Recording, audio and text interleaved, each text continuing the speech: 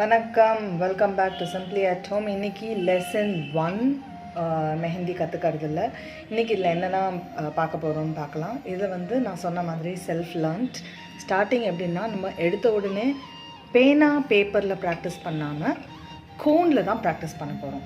கற்றுக்கிறதே கோனில் தான் பண்ண போகிறோம், ப்ராக்டிஸும் கோனில் தான் பண்ண போகிறோம். பேனாவில் கோன் இல்லை, இப்போது லாக்டவுனில் இருக்கீங்க அப்படின்னா வேணால் பேனா, பட் ஏன் அப்படிங்கிறதும் நான் எக்ஸ்பிளைன் பண்ணுறேன். பட் அதுக்கு முன்னாடி நம்ம ஒரு பென் ஒரு பென்சில் எப்படி ஹோல்டு பண்ணுறோன்னா, ஒருத்தர் ஒரு மாதிரி ஹோல்டு பண்ணுவோம். ஒருத்தர் இந்த மாதிரி ஹோல்டு பண்ணுவோம், ஒருத்தர் இப்படி 4 விரல் சேர்த்தா மாதிரி ஹோல்ட் பண்ணுவாங்க. ஒரு சில பேர் பார்த்துருக்கீங்கன்னா இந்த மாதிரிலாம் கூட எழுதுவாங்க. இப்படிலாம் ஒரு சில பேர் இந்த மாதிரி பிடிச்சின்னு எழுதுவாங்க. நன்னா இல்லை, கடைசி வரைக்கும் வச்சு இந்த இடத்துல ப்ரெஷர், இந்த இடத்துக்கு ப்ரெஷர் இல்லாமல் இங்கே வரைக்கும் வச்சு எழுதுவாங்க.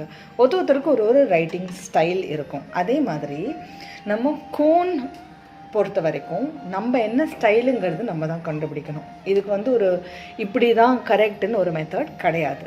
ஸோ நம்ம நான் இப்போ இந்த 2 index and middle finger, so I'm going to hold it between these two. If you saw this while I was explaining the different types in which we hold a pen. Similarly, we need to have each of us will have a different style as to the easier way to hold the cone.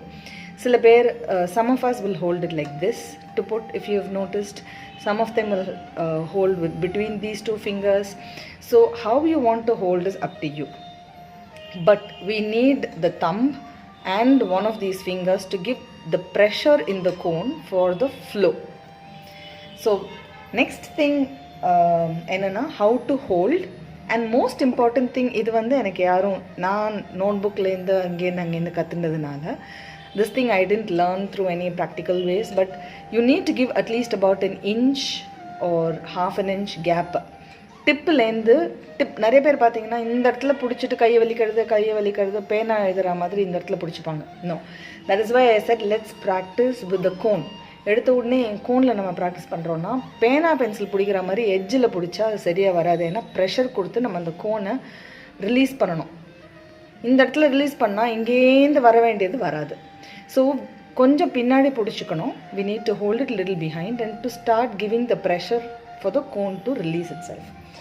So I'm going to show it here. So when I'm holding it little behind, my thumb has space to press and release. Press and release. This is very important for the flow of the cone. So நம்ம கோனை ஃப்ளோவில் எடுத்துன்னு போகணும்னா, பேனாவை எப்படி பிடிச்சி எழுதிடலாம். We just holding a pen and we can write like this. But here we need to do a pressure activity also. So கொஞ்சம் பின்னாடி பிடிச்சாதான் your fingers won't hurt. விரல் வெளிக்க ஆரம்பிச்சதுன்னா you can't do a full design. So next thing or holding எப்படின்னு பார்த்தோம், which is also part of lesson 1. lesson 1ல இன்னும் என்னென்னா, எப்படி பிடிச்சிட்டு we are going to release the cone. Mehndi எப்படி ரிலீஸ் பண்ண போகிறோம்னு பார்க்க போகிறோம். ஸோ இந்த இடத்துல ப்ரெஷர் கொடுத்து ரிலீஸ். ஸோ நீங்கள் கொஞ்சம் மேலே பேப்பருக்கு மேலே வச்சுட்டு ப்ரெஷர் கொடுத்து release. That's why I said you need to give gap. So இந்த இடத்துல you can give a pressure and release.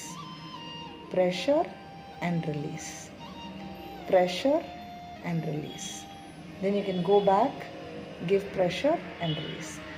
அப்படி தான் நம்ம ப்ரெஸ் பண்ண போகிறோம். ஸோ இது 2 ரொம்ப முக்கியமான விஷயம். இதை நீங்கள் ப்ராக்டிஸ் பண்ணிக்கிட்டே இருங்க. அதுக்குள்ளே you will get lesson 2 coming up. Saying that, signing off, this is Ramya, simply at home.